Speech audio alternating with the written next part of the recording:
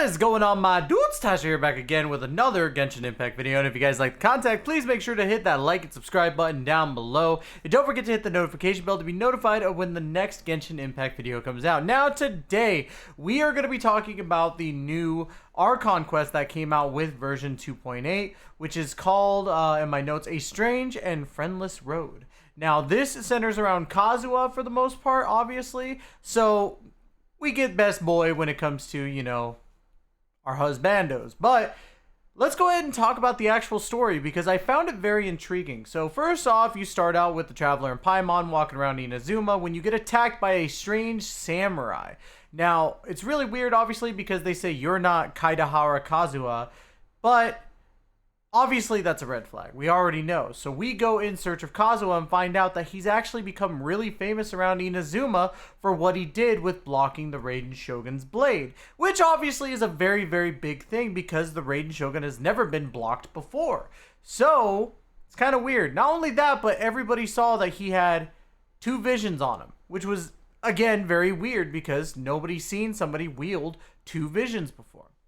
So you go in search of Kazuha, and ultimately you find him talking to Kujo Kamaji, who is now the leader of the Kujo clan, and he is talking about having Kazuha become a bladesmith again for the shogunate, which is, you know, a fantastic offer. It's to right all the wrongs. But Kazuha is very unsure, so he decides, I'm going to go ahead and make a decision later. We're going to figure out what's going on with everything. And through trial and tribulation of everything that goes on in this quest, you later find out that one of the other one of the bladesmith family's like sons, I believe it is. Let me make sure here. It's in my notes. I believe it is in my notes. But anyway, you basically need to go and find him and also find Nagato, who is apparently a husband that has had a very big hoarding fetish. Yes, that's right. He's a massive hoarder. The blacksmith's son, as I just found out here, is Aminoma. So, or Togo Aminoma. Or no, not Togo Aminoma. My apologies. Again, I still have my little notes on the side. But we'll just call him Aminomo. But anyways, you're going in search to find him, and eventually you do, but it's not really him you're talking to. You're actually talking to what is called the Cursed Blade. Now, the Cursed Blade is from a blacksmith of the Kaidahara Kazuha, or Kazuha clan, whatever you want to say, the Kaidahara blade art. It's made from his family descendants who were kicked out during the Raiden Gokuden. And basically, it's a blade that is very peeved off. He lost his owner, so he doesn't have anybody that he can actually go with in the sense of like wielding a blade and, you know, making that connection that the Kaidahara clan is known for. So in essence, he's basically peeved, so he kills people. He basically drains them of their energy, so on and so forth, until he can get to, you know, Inazuma, because he wants to take on the Raiden Shogun to show that basically the Kaidahara clan is the most superior clan out there, and he wanted to show that he could rival the Raiden Shogun in general. But that's not really what his owner wanted. His owner wanted him to travel back to Inazuma. And yes, we are still talking about the blade. It's weird. The blade is like weird. It has its own little like significant mind universe type thing going on. But I digress. Kazuha makes a deal that if he doesn't hurt Aminomu, he'll take the blade and test him out and show him what the blade can actually do. However, the blade is not to take over Kazuha. And of course, he accepts, the Traveler and Paimon freaking out, but Kazuha assures both the Traveler and Paimon that he's going to be fine, which he is, but he feels that the blade originally was trying to, you know, take over, but now is trying to work with him.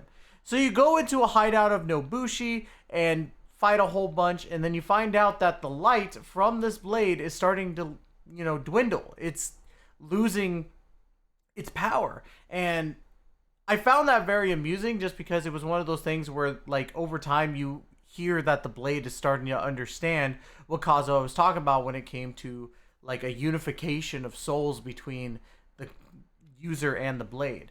So, but you also start doing a little bit less damage against the Nobushi, so you're like, okay, what is going on with this? Why is the blade doing less damage? But in the end, once you clear all the Nobushi, you realize that the Cursed Blade understands exactly what's going on.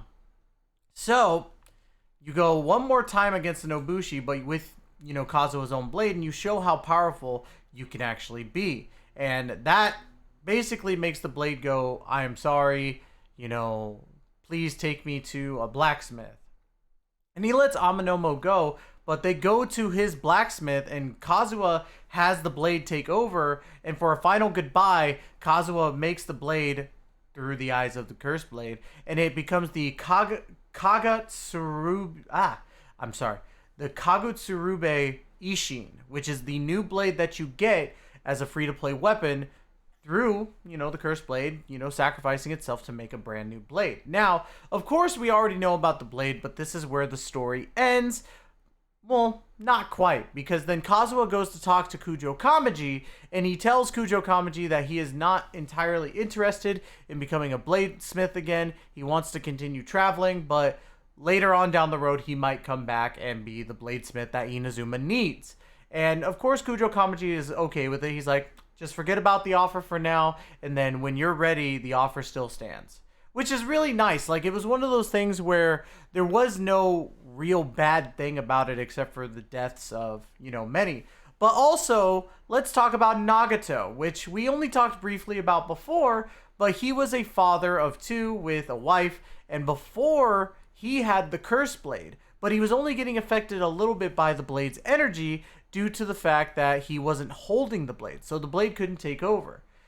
Basically, what was going on is he was becoming more and more obsessive due to the energy, basically coming off this blade, and it was, from what I could understand, was amplifying his wants and needs by tenfold. So from what started as a small collector, he would collect copious amounts of these weapons and store them in a storehouse to where he was in debt. And his wife was like, heck no, we ain't doing that. If you continue down this path, I'm gonna split from you and I'm taking the kids. And Nagato's like, all right, I'm gonna sell some blades. So how did Amanomu come in contact with the blade? Well, he's not a bladesmith, but he likes weapons. He likes to test them. So when he heard that Nagato was selling weapons, he came upon the Curse Blade, and that's how the Curse Blade took over.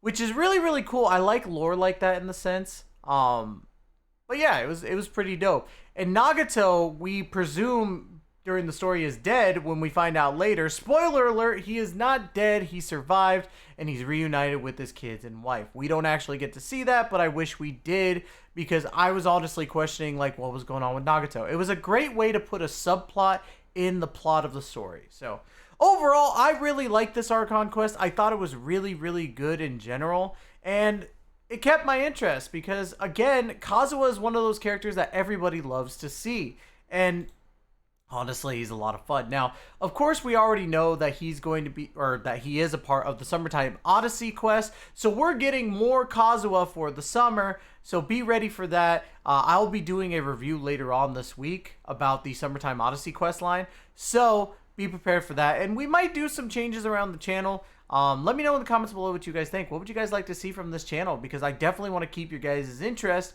especially when it comes to reviews and also anything, video related that you guys would like to see. God, my beard is just, it's really bad today. I don't know why. Bad beard day today.